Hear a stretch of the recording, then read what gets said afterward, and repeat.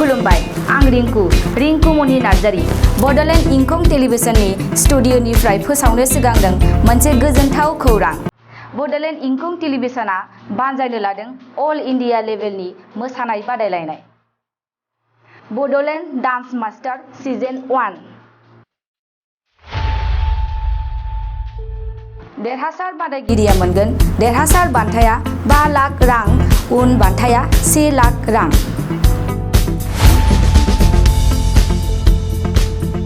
अनलाइननि गेजेरजों थिसनहरदो गावबा गावनि मुं।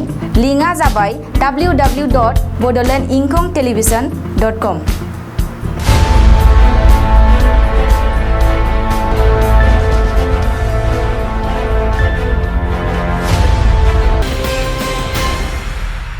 खुलुमबाय, बेयो बड'लेण्ड इंखं टेलिभिजन। दिनै 12 जुन 2020 रबिबार खालि सानसे बराखौ नोंथांमोननि खाथियाव लानानै फैदों आं सदानन्द दैमारिया। सिगां फरायथिन लादों मेष राशि। दिनैनि साना जोबोर मोजां, मावनो लानाय खामानिखौ मावफुंनो हागोन, गोसोआव गोजोननाय मोनगोन, देहाया मोजाङै थागोन। अब्लाबो जानाय लोंनायाव सांग्रां थानाया गाहाम। बहानिफ्रायबा मोजां खौरां फैनो हागौ। रांखावरियाव जोबोर मोजां, बेफार फालांगियाव मोजां होनजायो। सोरबा लोगोनिफ्राय थोजासे हेफाजाब मोनगोन। न'खराव अनलायनाय फैगोन, बिमा बिफानि बोर मोनगोन। बहाबा थांनांगौब्ला मोजां होनजायो। दिनै हान्थिनो हागोन, गुबुननि गोसोखौ बोनो हागोन, गोसोनि बोलोआ बांगोन, समाजाव मान मोनगोन। वृष राशि। दिनैनि साना जोबोर मोजां, गोसोखौ जोबोर गोजोननाय मोनगोन, गोसोनि बोलोआ बांगोन, मावनो लानाय खामानिखौ थि समाव मावफुंनो हागोन, समाजाव मान मोनगोन। रांखावरियाव जोबोर मोजां, बेफार फालांगियावबो मोजां होनजायो। आयआ बांगोन आरो गोबां मुलाम्फा मोनगोन।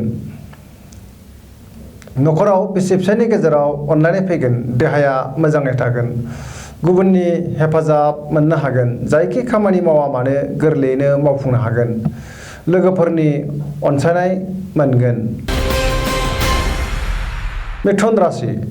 दिनैनि साना मोजां आरो गाज्रिनि गेजेरजों बाबेनलांगोन, गोसोखौ गुलुं गुजुं मोनगोन, देहाया मोजाङै थागोन। अब्लाबो जानाय लोंनायाव सांग्रां थानाया गाहाम। रांखावरियाव मोजां, बेफार फालांगियावबो मोजां होनजायो।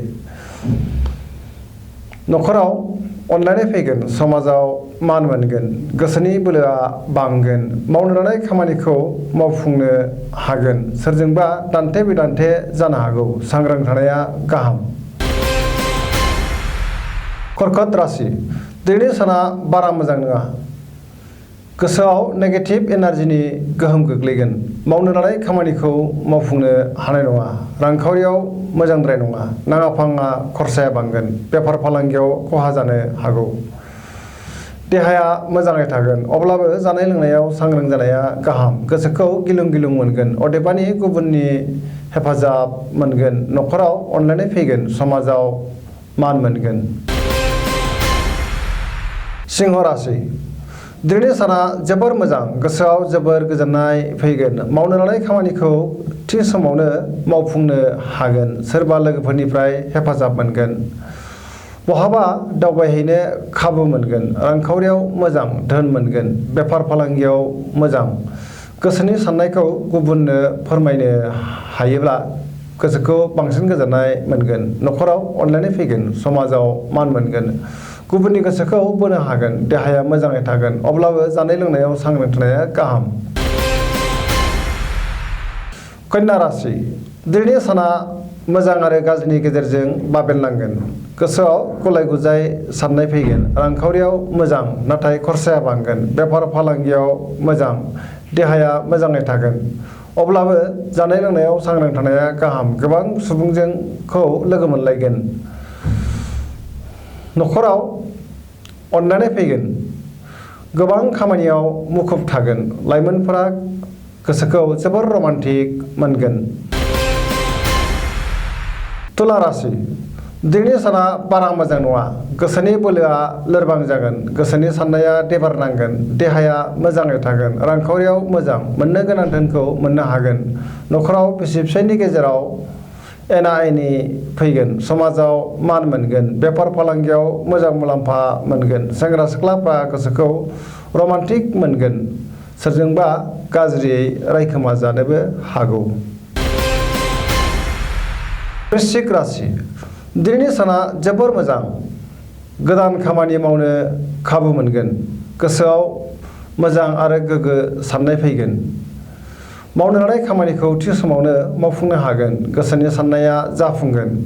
गोसोनि बोलोआ बांगोन। समाजाव मान मोनगोन।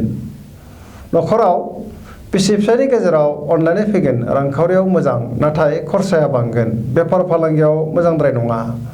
खहा जानो हागौ। देहाखौ मेंनाय मोनगोन। फरायसाफ्रा फरायनायाव गोसो दुंगोन। लाइमोनफोरा गोसोखौ जोबोर रमान्टिक मोनगोन। धनु राशि दिनैनि साना जोबोर मोजां। गोसोआव बोलो बांगोन। मावनो लानाय खामानिखौ थि समावनो मावफुंनो हागोन। गोसोनि साननायफोरा जाफुंगोन। रांखावरियाव जोबोर मोजां। मोननो गोनां धोनखौ दिनै मोननो हागोन। बेफार फालांगियाव जोबोर मोजां होनजायो। समाजाव मान मोनगोन। आलासि फैनो हागौ। देहाया मोजाङै थागोन। न'खराव अनलायनाय फैगोन।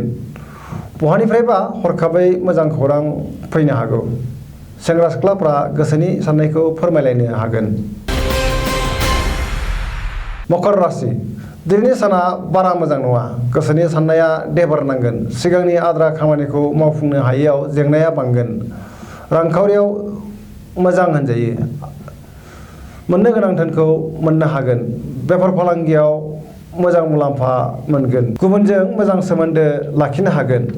न'खराव अनलायनाय फैगोन। सेंग्रा सिख्लाफ्रा गावबा गावनि गोसोनि साननायफोरखौ फोरमायलायनो हागोन। कुम्भ राशि दिनैनि साना जोबोर मोजां। गोसोखौ गोजोननाय मोनगोन। खामानिखौ थि समाव मावफुंनो हागोन। बहानिफ्रायबा मोजां खौरां फैगोन। समाजाव मान मोनगोन।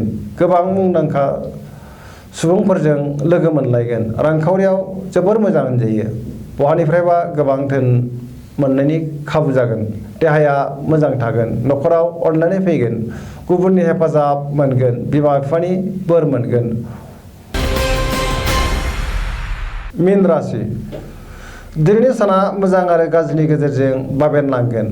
गोसोआव गुलाय गुजाय साननाय फैगोन। गोसोनि बोलोआ लोरबां जागोन। गावनि साननायखौ गुबुननो दाफोरमाय नङाब्ला गुबुना गोरोन्थि बुजिगोन। देहाया मोजाङै थागोन। रांखावरियाव मोजां। फालांगियावबो मोजां। न'खराव अनलायनाय फैगोन। माखौबा साननानै गोसोनि जिंगाया बांगोन। सोरजोंबा एना एनि जानो हागौ। सांग्रां थानाया गाहाम। दिनैनि राशि फरायनाया एसेनोसै। जोबनायाव बेखौनो खावलायो जाहाथे नोंथांमोना सानफ्रामबो जोंनि बे बड'लेण्ड इंखं टेलिभिजनखौ नायबाय थायो आरो साबस्क्राइब खालामो। एसेनोसै। गोजोन्थों।